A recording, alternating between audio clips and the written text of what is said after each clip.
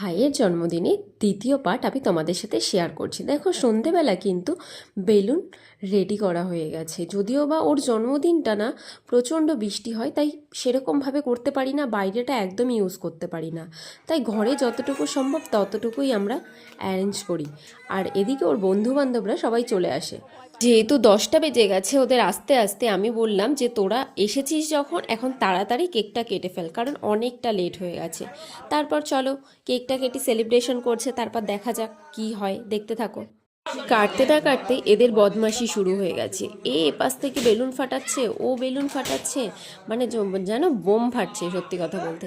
আর যদিও বা ওদের এটাই মজা। আর ছটপট করে কেকটা তো সাইড করে দিল, মানে ওরা কেক কাটতে যতক্ষণ দেয় ততক্ষণ বলছে কেকটা নিয়ে যাও নিয়ে যাও এরকম। তারপর তো দেখো সব কী শুরু করে দিয়েছে, মানে এদের সাথে এই যে ছোট বাচ্চা দুটো এটাও শুরু করে দিয়েছে, এরাও বদমাশি। আর এদিকে এই পুচকেটাকে দেখো, ও ভয় পাচ্ছে ওদের দেখে। তারপরে কি, কেকটা আমি যেহেতু কেটে ওদের সবাইকে দিয়ে দিলাম খেতে, তার মধ্যে অনেকটাই দেরি হয়ে গেছে বললাম বলে খেতেও বসে পেরেছে। তাও খেয়ে উঠেছে হচ্ছে প্রায় 12টা।